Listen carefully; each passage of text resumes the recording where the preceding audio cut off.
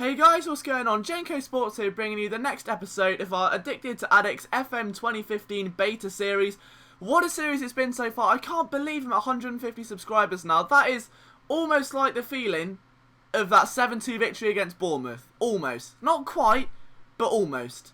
Nah, I'm not kidding, it's amazing. Thank you so much again to everyone that's checked this out recently. It really does mean a lot.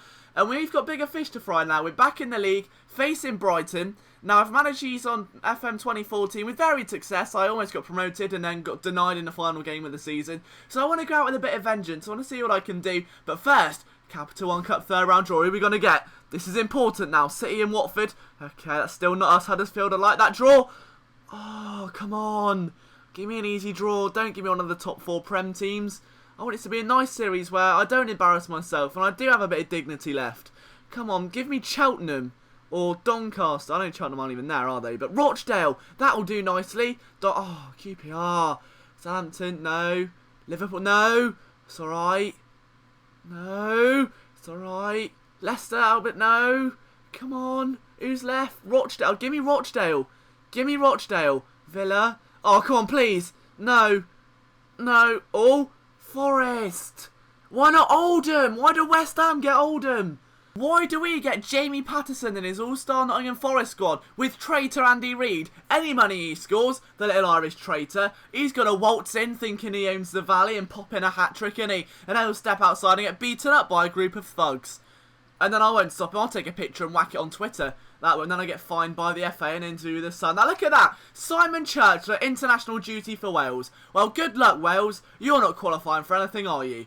Why? I mean, what was the motive behind that decision? Now, I know we've got Sam Vokes and Al Robson Canoe, but Simon Church is an absolute demon steed in front of the goal. He hits at least one shot in 40 that's on target, and occasionally he might even score. Tell you what, let's start him alongside the likes of Gareth Bale, and hope he doesn't completely up our ventures into the European competition. As you can see, I've definitely specialised in the Welsh accent over recent years, but now we've got to refocus our attention to Brighton. Now look at that, Big Igor Vetakele's back. We've got Johnny Jackson still in the helm of the centre midfield, Chris Solly, Tal Benai, Michael Morrison and Royce Wiggins. So still no Joe Gomez as of yet, but we are making some changes. As you can see, I mean, Joan Roman, of course, has already got a couple for the team this season, 2 in 2 actually. So he's already going to start at left mid. I mean, it'd be silly not to start him really. 450k, I think that's 450k well spent. For once. I mean, bear in mind that I'm usually terrible at making transfers and every decision I make backfires more than trying to bomb Pearl Harbor. Okay, so maybe that was exaggerated slightly, but the point is we go into this matchup coming off a massive result against Brighton. We should be able to at least take some points here, even if it's just a draw. Brighton are one of the stronger teams in the league, but I have complete faith in Stephen Henderson and all my defenders in the back four. We can easily... Are you joking me? 1 minute into the game. Is that some kind of deliberate sick joke you're playing here? Look at the fans jumping up and down. Sit down. Enough of that. Right, so they've had 2 shots inside a minute. Look, they're 1-0 up. This hasn't gone well at all. Right, we've got to work some changes through here then. I mean, we're not losing again by about 4 or 5 goals. I had enough of that. And look at that. Another strike just goes over the top there. And Luar looking pretty dangerous in the first 5 minutes. We've actually got the ball. Yoni Bynes. Oh, what a ball through to Igor Vetakele, and he's denied by the offside flag. I bet it's like FIFA on Next Gen where the linesman smirks at you like the smug little knobhead he is. But here comes skipper Johnny Jackson on the wing for whatever reason. Not too sure why he's up there. Ball gets cleared. Still reasonably dangerous. Vetakele's header. Oh, what was that? That had the pace of a tortoise with 2 legs. Disgraceful. But end of the first half, ball comes in, and we're still only 1-0 down, so it could go a lot worse. Michael Morrison finds the heart of Charlton's defence again. Still don't get why they called it that. Took a Diane. Oh, he's at the post. Of course he's at the post. Of course he's at the post. I forgot. We're Charlton here, and this seems to be the ultimate friend zone save. But Johan Berg Gudmundsson up to Tucker Diane again. Ball in over the bar. He's getting closer, isn't he? I feel like he's developing into Simon Church. He's going backwards instead of going forwards. This isn't good. But look at that. Like, they all seem fired up, other than Royce Wiggins, who's too busy reading the Daily Mail. He's going to put that down and step up his game if he wants to stay on second half. I can tell you that now. But 49 minutes in, Brighton have got a corner. Obviously, not looking too great. Gets cleared away, though. And now Johnny Jackson whips in a free kick. It's been flicked down and cleared away, unfortunately, though. Why is he on the wing again? Ball comes in, and it's still cleared away. Yoni Bynes with a header. Vetakele passes to Tucker Diane. Get it out!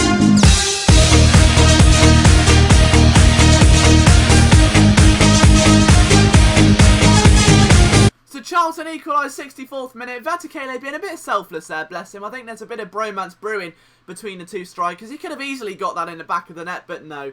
So we decide to make a little double substitution here. Then we bring on Laurie Wilson for Chris Solly, and we also swap out Joan Roman for Callum Harriott. Obviously, he got a goal last game, looking pretty dangerous on the left wing.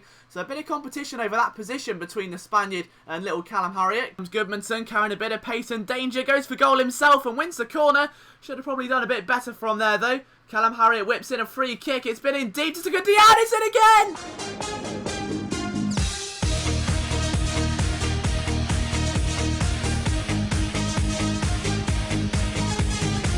So Charlton make it 2-1, took a Diane perfectly on the volley there, finishing what was presented to him on a plate. That's not even on a plate, that's going into McDonald's and then just going, you know what, here's a free Big Mac, here's some free fries, here's a free £50 voucher, just make sure you eat it all, yeah? And he's absolutely devoured it like a hungry homeless man. What a little demon. Anyway, we're 2-1 up, 2 minutes to go, surely this can be a win. No, don't steal it from us now, O'Grady! Oh, it's over the bar.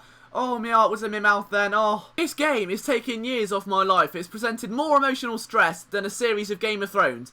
In fact, probably the entire series of 1 to 4 of Game of Thrones. And that's saying something, because that just tears your heart out at every possible second. But we win! We win! We've won a match! I can't believe it! We've won 2 in a row! Oh, I'm over the moon! We're going to get promoted. Now look at that, we're out to 20th. We've overtaken Blackpool. I mean, Brighton were last, bless them, they haven't scored a point all season, so that kind of takes away some value to it. But don't degrade us, alright? We've won a match. Now, it doesn't matter if that's against Rochdale, if that's against Wrexham, if that's against a non-league side, we've won a match, alright? So we've got 3 points as we now face Watford. Oh, for crying out loud, why Watford? Watford are like my one bogey team on Football Manager, I swear. No matter what version it is, no matter what team I play as, they always seem to dick me by about 2 to 3 goals. It's a pain in the arse. It really is. But not this year. Not when I'm recording for YouTube. This is a new era. This is one where courage prevails over bogey teams. One where ferocious finishing doesn't present itself with Simon Church. But that's another issue entirely. This is a series where the ultimate starting 11 of Charlton take down Watford's Troy Deeney and Abdi, where Callum Harriott possesses more pace than Lloyd Dyer, where Chris Solly can present himself as a striker and score a hat-trick, where Stephen Henderson can not concede 3 own goals per match and can actually make 1 fine save. This is a game where Charlton will face the mighty Hornets and take them down in front of their own fans. This is a game where Charlton will prevail. Said no one ever. I mean, I'm trying. I've got the best team that I can possibly make. It could go a lot worse. We could be getting belted 7-0. Let's just see what we can do. We may even score a goal. Who knows? But we're taking a look at J Tab there, who was offered by his agent. He's not that bad, but for the price tag, it's probably just a bit too much, and I don't really want to be spending that much on another midfielder. I mean, we've got Johnny Jackson, Johnny Bynes, Jordan Cousins has performed quite well as well. I don't really need to be adding even more depth, and I don't think that Jed Ha would get an ideal start, really. He'd be sat on the bench on Twitter talking about, I ain't sitting on the bench, but here's my new Range Rover I've bought, and I get more female attention than Leonardo DiCaprio when I go into a pub located just outside of Dagenham. Alright, I probably won't say that, but we give Jordan Cousins a new contract, and that's quite lucrative to me. 20% wage rise isn't ideal, in all honesty, but then again, what are the chances of us being promoted? I'd say right now, slim to none, so he can have that. That's like, you know, us signing a little League One player. Absolute worldie, 19 years old, stats better than Lionel Messi, and he wants $9 grand a week with an 80% increase if we make the Champions League in 3 years. I'd say bring it on, get him in there, because there's no chance it's going to happen. But anyway, look, we get our under-21s underway, facing Swansea, get them all in there, get a bit of fitness going. Andre BK, or Andre the Bikey Pikey, gets a little bit of running time as well. I'm sure he'll be a bit annoyed. He was signed to be in the first team, and instead has been replaced by people that are probably a bit worse than him. But you know, I'm the manager, and I make terrible decisions. There's no excuse for it. So there's the inbox, a little bit of update as to what's going on around the world at the moment. You can see Olsen tempted by Hull, Diego Costa's confident. I mean, of course he is. I mean, I've never even heard of FIR Macedonia, to be honest, so I don't really think he's got much to worry about being a Spanish international. It's Macedonia, for Christ's sake. It's hardly Italy or France, is it? But now, we face Watford. I've already given my big team talk like Aragorn outside the Black Gate in Lord of the Rings Return of the King. It's all down to the players now, and this is how our starting 11 is going to look like. It's a pretty familiar formation, a pretty familiar starting 11 as well. You can see a couple of notable changes, but none real that should stand out and be like, Liam, what are you doing? This is such an important matchup, you could have your head severed on a stick if you lose this. But no, it won't backfire. I mean, I've got confidence in the players, and they're not that bad. I mean, Nacho starting again, I mean, that's probably a risk. Bearing in mind that what I have seen of him so far, despite signing him for quite a lot of money, is that he's about as much use as a sponge in a flash flood. But me, being the consoling and kind-hearted man that I am, decided to give him one more shot to prove that he doesn't actually balls everything up, and that he does have some use other than giving us Nacho puns every other game. Something which I haven't really done a lot of recently. I mean, obviously it's Nacho time to make Nacho puns. Oh, but it's Nacho time for Stephen Henderson to be performing badly. Not with Troy Deeney. Here comes Lloyd Dyer. Oh, it's a barrage. I can't look. It's only 2 minutes in. Oh, they're having a shot a minute. Oh, I can't look. It's 3 minutes. I've had another strike and Deeney's missed and Henderson's going to save. I'm breaking down on the sideline. I can't take it. Oh, come on. We can do this. We're only 3 minutes in. Look at that for a through ball. Go on, Vetakele, look at it. Oh, wow. Now, that should have been a penalty, even though it's outside the box and not a foul. But, you know, we need this sort of luck. And a strike there. I can't bear to look. I just feel like a kid at school that he's got a brand new packet of match attacks. He's pulled out a 100 club Ruud van Nistelrooy. And everyone wanted it. Everyone started pretending to be your friend. And then they just took it from you when you least expected it. They all ganged up. They all fought over it. It was ripped up and wet on the playground soggy floor. As you can tell, this happened to me as a child, and I never saw Ruud van Nistelrooy again. And I also traded away Wes Brown for a group of Norwich players, thinking that I needed them for my collection. That was not a good day. Not a good day. But anyway, this may be an even worse day because a strike there. Henderson parries one. Can he parry that one? A good block. And I don't know why this man's so slow getting up. Has he got some sort of chronic back pain? I don't get every shot he blocks, he's on the floor, and he's like, oh, give me a minute, boys. Just get to it. Yeah, give me a minute. But the point is, stay calm. We've got to half-time. We haven't conceded. There must be a God. I mean, whether it's Miles Jacobson from Sports Interactive, whether it's... It might as well be Satan, isn't it? It might as well be Satan. You lead us on 60 minutes thinking we can take something from this matchup against a team that are battering us more than a bit of dough against the rolling pin. And then you just take it all from us, rip the hope away, take the candy away from a baby with no arms, and now we're 1-0 down. And now Vetakele's in the box, to Calamaria, to the book, you and Berg Goodmanson, whips in a shot, and of course it goes over, because he's got the consistency of diarrhea. Okay, I've got to calm down, stay focused. We're only 70 minutes in, we can get a goal back, it's not over yet, actually might be now. No, come on, oh, for crying out loud. I knew it'd happen. I told you, bogey team, it's offside! We're still alive!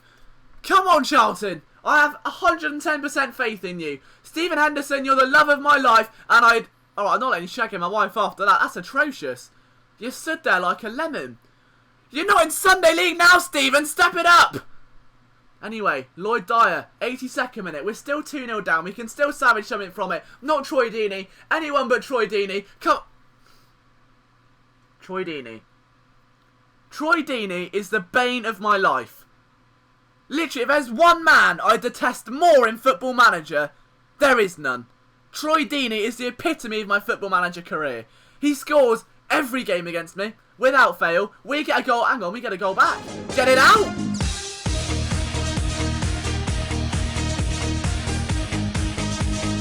So now Vetakele with a strike, and oh, it's on the bar! And we could have probably had two there.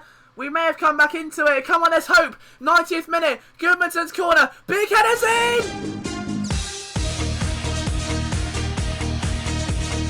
So Jordan Cousins got the goal, and it wasn't enough to win us the match or get us an equaliser. But still, Jordan Cousins scored. What a decision that was to sub him on. That was a good choice. I mean, a 3-2 loss makes it sound a lot less intimidating than a 3-0 defeat. At least we showed we can score against Watford and that we played quite disappointing defeat. Get lost. We played alright then. We did okay.